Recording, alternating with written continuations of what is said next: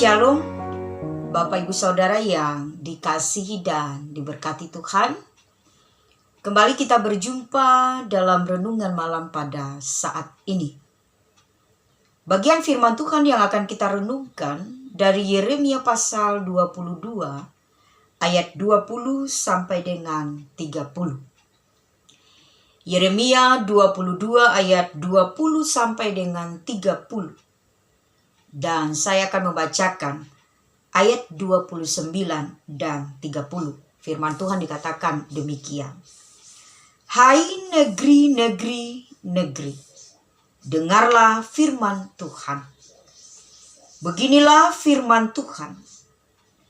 Catatlah orang ini sebagai orang yang tak punya anak, sebagai laki-laki yang tidak pernah berhasil dalam hidupnya. Sebab seorang pun dari keturunannya tidak akan berhasil duduk di atas tata Daud dan memerintah kembali di Yehuda. Dari bagian perikop firman Tuhan ini satu tema, yaitu memilih mengikuti teladan yang baik. Saudara-saudara yang dikasihi dan diberkati Tuhan, Yeremia 22 ayat 20 sampai 30 merupakan nubuat kepada dua orang raja Yehuda, yaitu Yoyakim dan Konya. Kepada Yoyakim disampaikan teguran Tuhan karena ia memerintah secara lalim. Artinya, ia memerintah hanya untuk mencari keuntungan secara pribadi. Bahkan ia tega memeras dan menumpahkan darah orang lain. Sehingga tidak akan ada orang yang meratapi atau menangis ketika ia mengalami kematian. Teguran kedua ditujukan kepada Raja Konya mengenai kesusahan yang akan ia alami, di mana ia akan dibuang ke Babel dan tidak akan ada lagi keturunan yang menjadi raja di Yehuda. Ayat 24 sampai dengan 30 dan secara khusus pada ayat yang ke-29 dan 30 yang telah saya bacakan tadi. Siapa Yoyakim dan siapa Konya? Mereka adalah anak dan cucu daripada Raja Yosia. Yoyakim menjadi raja menggantikan saudaranya Yoahas yang ditawan Firaun Neto ke Mesir. Nah, siapa Raja Yosia? Yaitu orang tua, kakek daripada Yoyakim dan Konya. Yosia merupakan raja yang melakukan keadilan dan kebenaran dalam pasal sebelumnya. Yosia juga melakukan pembaruan iman dan hidup keagamaannya di Yehuda. Dan ia berbalik untuk beribadah hanya kepada Tuhan. Yosia raja yang taat kepada Tuhan. Tidak pernah ada sebelum dan sesudahnya seorang raja Yehuda yang sepenuhnya mengasihi Tuhan seperti Raja Yosia. Dapat kita lihat dalam 2 Raja-Raja pasal 23. Nah, saudara-saudara, segala kebaikan dan kebenaran yang dilakukan oleh Raja Yosia sebelumnya sebenarnya bisa saja dilakukan oleh Yoyakim dan Konya, yaitu anak dan cucunya. Seharusnya anak dan cucu yang memerintah ini mengikuti teladan yang telah dilakukan oleh orang tua mereka terdahulu. Yoyakim dan Konya seharusnya dapat memilih untuk menjadi raja yang baik seperti seorang Raja Yosia. Tetapi sebaliknya Yeremia dalam pasal 22 ayat 20 sampai dengan 30, justru sebaliknya Yoyakim dan Konya tidak mengikuti apa yang dilakukan oleh Raja Yosia.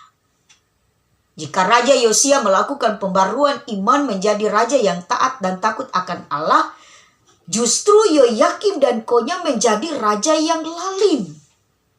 Raja yang tega menumpahkan darah orang lain. Raja yang tega memeras umatnya.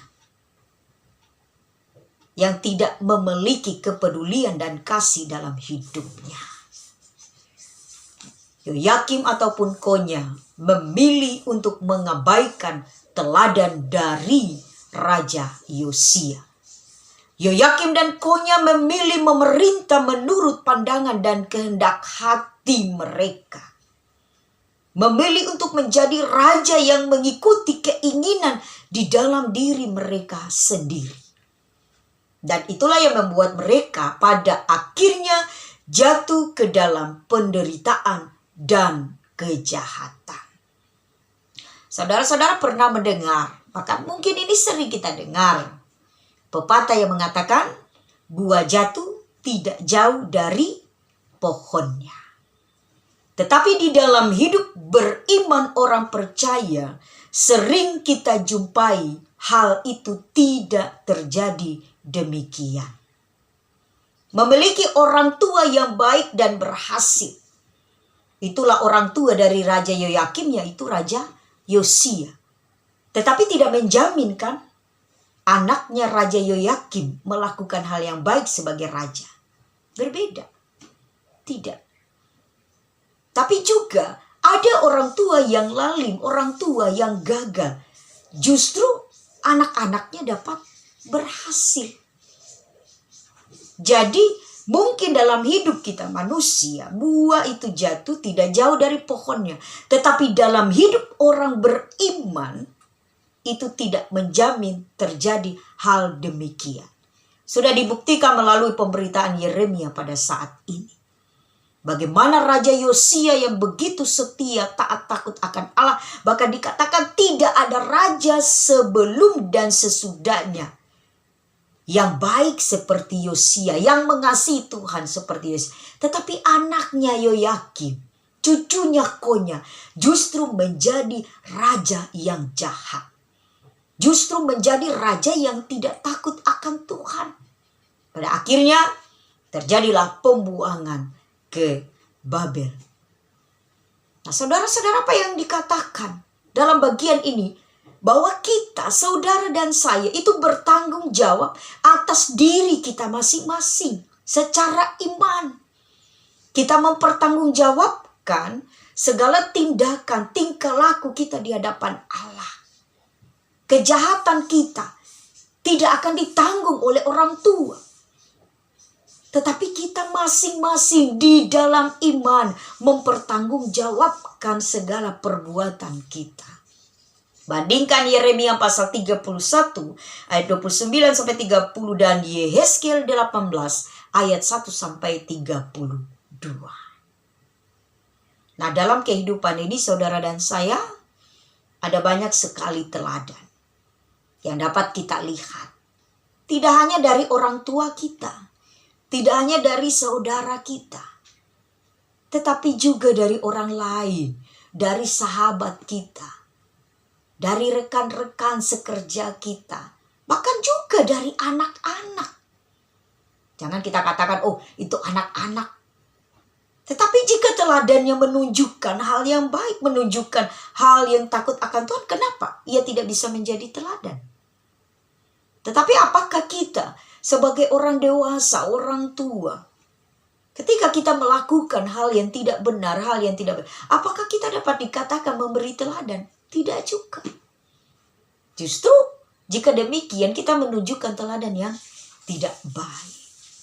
Jadi bagian firman Tuhan ini menyampaikan, memberitakan, mengingatkan kita bahwa hidup kita, tindakan kita, tingkah laku kita pertanggungjawabkan masing-masing di hadapan Tuhan. Ada konsekuensi yang kita terima. Jika melakukan hal yang baik, maka demikianlah hidup akan diberkati dan menjadi berkat dimanapun kita berada. Tetapi jika melakukan kejahatan, bahkan Yoyakim dan Konya menunjukkan kepemimpinan yang tidak baik, memeras, bahkan berlaku jahat, maka pada akhirnya mereka mengalami pembuangan ke Babel. Saudara-saudara yang dikasihi dan diberkati Tuhan, pilihlah, ini kembali kepada kita masing-masing. Pilihlah teladan. Teladan manakah yang akan saudara dan saya ikuti, atau yang akan kita ambil. Tetapi diingatkan kembali oleh firman Tuhan, pilihlah teladan yang baik. Teladan yang hanya sesuai dan seturut dengan kehendak Allah. Tetapi tergantung kepada diri kita masing-masing. Tuhan Yesus memberkati saudara senantiasa. Amin. Mari kita berdoa. Terima kasih ya Bapa, firman-Mu yang menyapa kami pada saat ini. Terima kasih ya Tuhan, firman-Mu yang terus-menerus mengingatkan kami untuk tetap selalu setia di dalam Tuhan. Ketika kami mengambil sebuah pilihan, maka hendaknya pilihan yang kami ambil bukan pilihan yang jauh dan menjauhkan kami daripada Tuhan. Tetapi pilihan yang harus kami ambil adalah pilihan yang untuk setia taat dan melakukan kehendak Tuhan di dalam hidup dan kehidupan ini. Agar senantiasa hidup dan kehidupan kami ya Bapa menjadi berkat bagi orang-orang di sekitar kami dan dimanapun kami berada. Terlebih menjadi pembawa damai, kasih dan sukacita yang telah Tuhan nyatakan dan yang telah Tuhan berikan bagi kami. Ini doa kami Bapa, bukan kami memerintah, tetapi kehendak-Mu lah yang terjadi dalam hidup dan kehidupan kami. Di dalam nama Tuhan Yesus Kristus yang adalah Tuhan dan Juru Selamat kami yang hidup, kami berdoa. Amin. Shalom.